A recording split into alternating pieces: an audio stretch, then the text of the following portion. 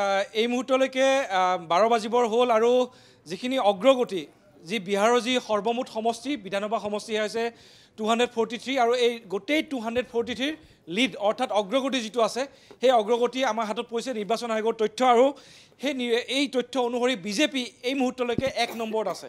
মই আকৌ কৈছোঁ যে যি অগ্ৰগতি 243খন আসনৰ ভিতৰত বিজেপিয়ে 84 আসনত অগ্ৰগতি লৈ আছে। দ্বিতীয় স্থানত আছে JDU যিটো নীতিশ কুমাৰৰ দল 76, LJP RV অৰ্থাৎ ৰামবিলাস পাছোৱান যি LJP আছে তেওঁলোকে 22খন আসনত অগ্ৰগতি লৈ আছে।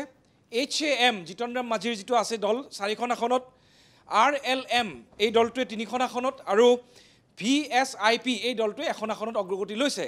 ইয়াৰ বিপৰীতে কংগ্ৰেছ দলে এই মুহূৰ্তত 7খন আসনত অগ্ৰগতি লৈ আছে। RJDয়ে 36 আসনত অগ্ৰগতি লৈ আছে আৰু JSP অৰ্থাৎ প্ৰশান্ত কিশোৰ সকলোৰে আকৰ্ষণৰ কেন্দ্ৰবিন্দু আমাৰ অসমৰ জোঁৱাই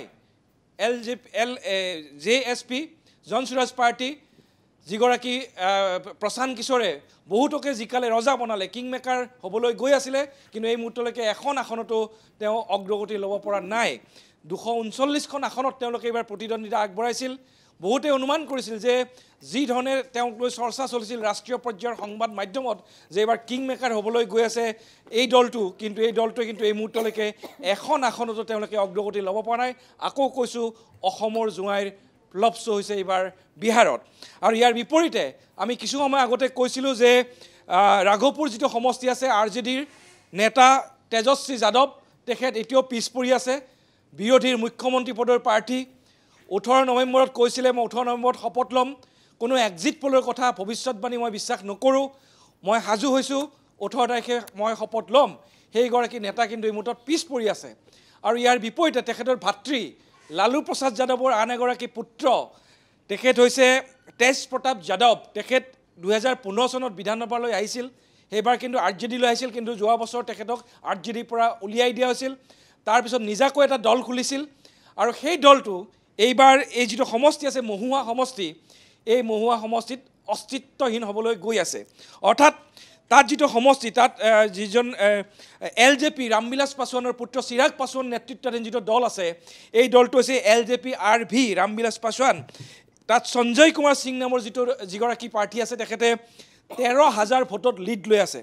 ইয়াৰ বিপৰীতে তেজ প্ৰতাপে পাইছে মাত্ৰ 2121টা ভোট অৰ্থাৎ ব্যৱধানটো চাব 10,000ৰো অধিক ভোটৰ ব্যৱধানত লালু প্ৰসাদ আৰু ৰাবৰি দেৱীৰ পুত্ৰ বিহাৰৰ প্ৰাক্তন মুখ্যমন্ত্ৰী তেখেতৰ পুত্ৰ এই মুহূৰ্তত পিছ পৰি আছে। অৰ্থাৎ এই দুটা যদি আমি তথ্যৰ যদি ওপৰত ভিত্তি কৰি এই মুহূৰ্তলৈকে কথাখিনি কওঁ পিছলৈ কি হয় আমি নাজানো কিন্তু এই মুহূৰ্তলৈকে ক'ব লাগিব যে বিহাৰৰ যি পৰিয়ালতান্ত্ৰিক যিটো ৰাজনীতি সেই পৰিয়ালতান্ত্ৰিক ৰাজনীতিক কিন্তু বিহাৰৰ জনতাই সম্পূৰ্ণৰূপে নৎসাত কৰিছে এই মুহূৰ্তলৈকে। পিছত কি হয় মই নাজানো কিন্তু তেজ প্ৰতাপ যাদৱৰ ক্ষেত্ৰত কিন্তু এই কথাটো স্পষ্ট ৰূপত ধৰা পৰিছে। আৰু তাত যি RJDৰ দখলত আছিলে এই যিটো আছিলে এই সমষ্টিটো তাৰ বৰ্তমানৰ বিধায়ক আছিলে মুকেশ কুমাৰ ৰৌশন।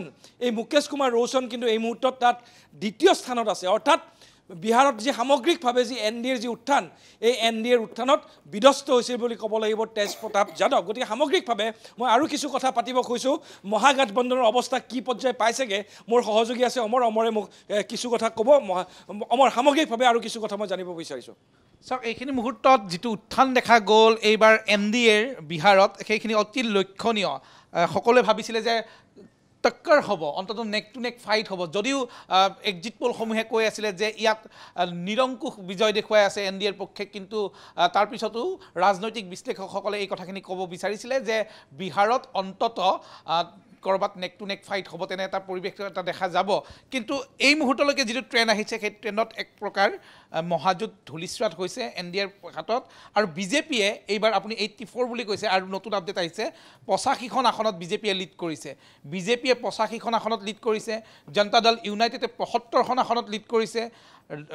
RJDয়ে 37খন আসনত লিড কৰিছে আৰু 22খন আসনত লিড কৰি আছে এই যিটো আমাৰ হেৰি আছিলে লোক জনশক্তি ৰামবিলাস পাছোৱানৰ তাত আপুনি লক্ষ্য কৰিব এই লোক জনশক্তি পাৰ্টি ৰামবিলাস যিটো তাত কৰা হৈছিলে তেওঁলোকে 22খন আসনত লিড কৰি আছে তেওঁলোকৰ এইবাৰ ভাল ফলাফল হ'ব তেনেধৰণৰ কথা বহুতে ভবা নাছিলে বহুতে ভাবিছিলে যে LJP এইবাৰ তুলনামূলকভাৱে ভাল ফলাফল দেখুৱাবলৈ সক্ষম নহ'ব চিৰাগ পাছোৱানে যাদু দেখুৱাইছে 22খন আসনত তেওঁলোকে প্ৰতিদ্বন্দ্বিতা কৰাৰ সুযোগ পাইছিলে 22খন আসনৰ ভিতৰত 22টা সমষ্টিৰ ভিতৰত তেওঁলোকে ক্ষমা কৰিব 28টা সমষ্টিত তেওঁলোকে প্ৰতিদ্বন্দ্বিতা কৰাৰ সুযোগ পাইছিলে আৰু তাত 22টা সমষ্টিত এতিয়া লিড কৰি আছে 101টা সমষ্টিত প্ৰতিদ্বন্দ্বিতা কৰিছিলে বিজেপিয়ে 85টা সমষ্টিত লিড কৰি আছে 101টা সমষ্টিত প্ৰতিদ্বন্দ্বিতা কৰিছিলে জনতা দল ইউনাইটেডে তেওঁলোকে 75টা সমষ্টিত লিড কৰিছে ইয়াৰ বিপৰীতে আমি যদি চাওঁ RJDয়ে 143টা সমষ্টিত তেওঁলোকে প্ৰতিদ্বন্দ্বিতা কৰিছিলে RJDয়ে 143টা সমষ্টিত প্ৰতিদ্বন্দ্বিতা কৰি 37টা সমষ্টিতহে এতিয়ালৈকে তেওঁলোকে অগ্ৰগতি লাভ কৰিবলৈ সক্ষম হৈছে সেই কথাখিনি দেখা গৈছে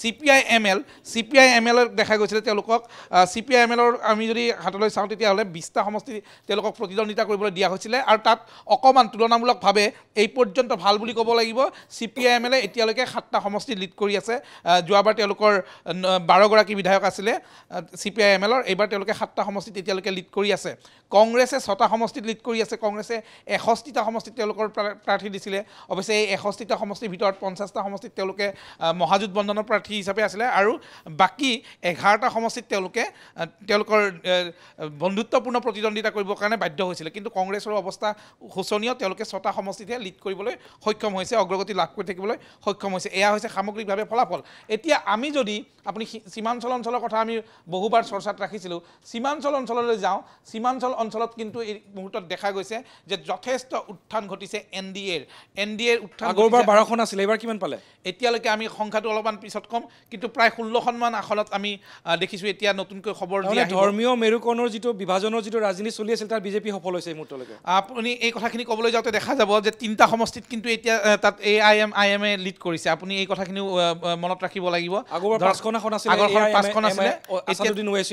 আছাদুদ্দিন ওৱেইছিৰ যিটো সমষ্টি তাত আমি ক'ব লাগিব যেনে 22 সমষ্টি তাত লিড কৰি আছে তেওঁলোকে ঠিক সেইদৰে আমৰ সমষ্টি সেইটোত লিড কৰি আছে আৰু এটা সমষ্টিত তেওঁলোকে লিড কৰি আছে এনেদৰে 3টা সমষ্টিত AIM-IMে লিড কৰি আছে বাকী বেছিভাগ সমষ্টিতে দেখা গৈছে যে ইয়াত NDA প্ৰাৰ্থী যিসকল আছে তেওঁলোকে লিড কৰিছে কেৱল আমি যদি কওঁ ঠাকুৰগঞ্জ সমষ্টিটোত JDUৰ প্ৰাৰ্থীগৰাকী লিড কৰি আছে ঠিক সেইদৰে আমি যদি কিষাণগঞ্জত কিন্তু বিজেপিৰ যিগৰাকী বিজেপিৰ প্ৰাৰ্থীগৰাকীয়ে লিড কৰি আছে আৰু আমি যিবোৰ জিলাভিত্তিক যদি আমি চাওঁ নৰপতগঞ্জত বিজেপিয়ে লিড কৰি আছে ৰাণীগঞ্জত এইটো SC সমষ্টি আছিলে ৰাণীগঞ্জত এইখিনি মুহূৰ্তত দেখা গৈছে